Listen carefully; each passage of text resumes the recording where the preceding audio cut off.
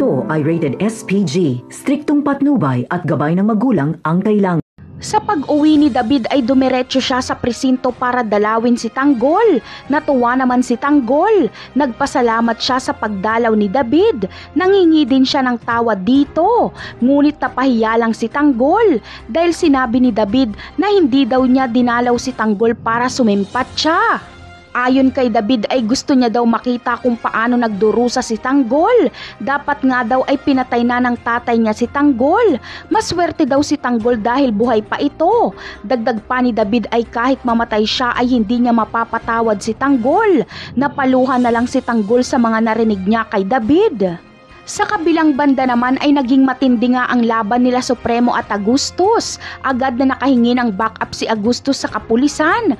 Makakatakas na sana sila Supremo, ngunit naharang sila ng napakaraming pulis sa labas. Hindi na sila nanlaban dahil siguradong mamamatay silang lahat.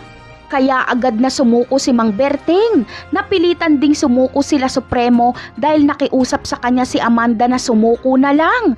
Naging madamdamin ang nangyari dahil naghalikan pa si Amanda at Supremo sa harap ni Agustus at kapulisan. Galit na galit si Agustus kaya binugbog niya si Supremo at Amanda. At dito ay kinuha ni Agustus si Amanda at dinala naman nila Colonel Suarez sa presinto si Mang Berting at sila Supremo. Kaya makakasama nila sa kulungan sila Tanggol. Baka ikatuwa pa ito ni Tanggol dahil magiging kakosa niya ang kanyang tatay-tataya na si Mang Berting. Napakarami pa nating dapat abangan sa mga susunod na episode ng Batang Quiapo. Paalam!